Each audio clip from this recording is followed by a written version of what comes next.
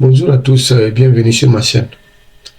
Je m'appelle Emmanuel et dans cette série, nous allons apprendre à programmer des automates, surtout des automates Siemens en particulier. Et je tiens à vous dire que le niveau de ma langage français est au niveau familier et j'espère pouvoir vous faire comprendre l'essentiel. Et en plus, je tiens à souligner à tous ceux qui tous ceux qui sont intéressés à apprendre à faire la programmation, et surtout les débutants, et qui pensent que pour apprendre la programmation, il faut être un informaticien, qu'ils se trompent, et parce que beaucoup de gens pensent que pour être un programmateur, il faut être un informaticien. C'est ce que moi aussi j'ai pensé. Mais à la fin, je me suis rendu compte que je me trompais. Et fermons la parenthèse et retournons à nous. Et dans cette toute première vidéo, nous allons commencer avec une petite introduction, la définition d'un PLC, l'utilité, et en plus le logiciel utilisé pour la programmation. Et un PLC, c'est un contrôleur logique programmable qu'on peut programmer. En français simple, c'est un ordinateur industriel. Et il est utilisé pour contrôler des moteurs, des pompes, des convoyeurs, des capteurs, des lampes et beaucoup d'autres. Si nous prenons un exemple d'avoir un bouton de démarrage et un moteur, une fois appuyé sur le bouton démarrage, le PLC recevra un signal analogique dans son entrée et puis il active automatiquement la sortie demandée et automatiquement le moteur s'allume. Et allons-y voir un exemple pour mieux comprendre. Avant tout, voyons une image d'un PLC. Ça, c'est un PLC, comme je disais, Siemens S7200. Et voyons ça comme ça aussi. On peut mieux comprendre. Comme vous voyez, c'est le même PLC. Comme je disais, il y a des entrées. Les entrées sont là. Et ici, il y a entrée analogique. Et puis, il y a des sorties. PLC se présente comme ça. Je vous fais voir un autre modèle.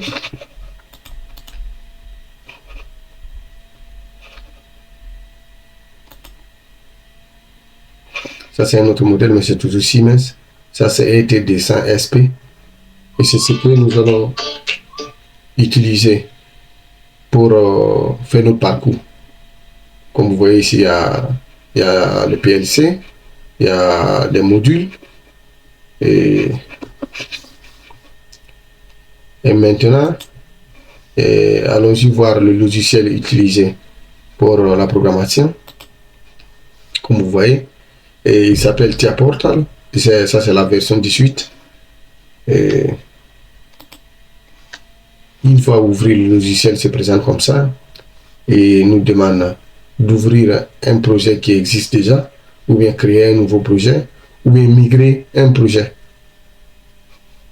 Donc nous, qu'est-ce qu'on doit faire? Nous, on va créer un nouveau projet et ça se présente comme ça. Écrivons leçon 1, ou bien mieux encore, excusez-moi, écrivons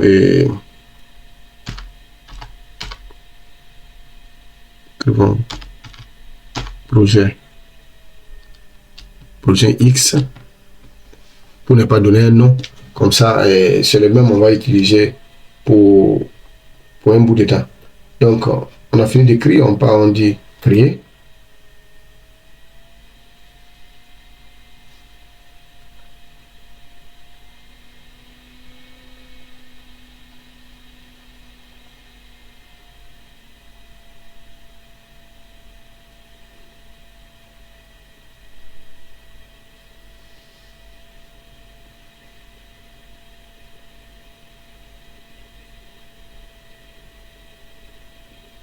et ça se présente comme ça.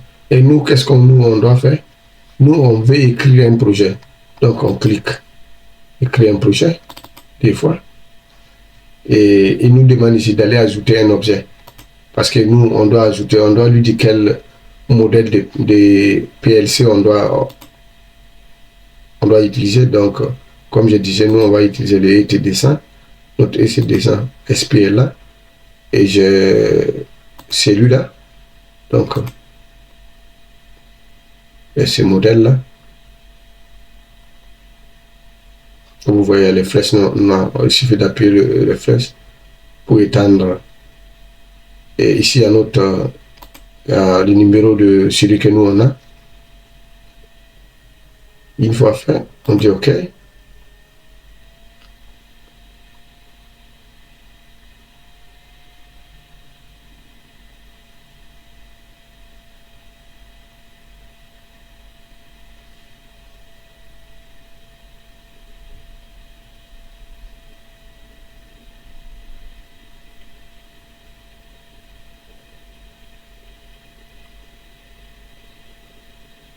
Ici, il nous demande de mettre un password. Et si on a besoin, mais nous, on n'a pas besoin de ça, on dit on n'a pas besoin. Et on fait Next. On continue avec Next. Ici, il nous demande encore un password pour le schéma, que c'est un panneau. Mais pour le moment, nous, on n'a pas besoin de ça. On va dire qu'on veut rentrer sans protection. Et donc, on fait Next. On fait Fini. On part et disons que notre projet est déjà créé. On clique sur ça.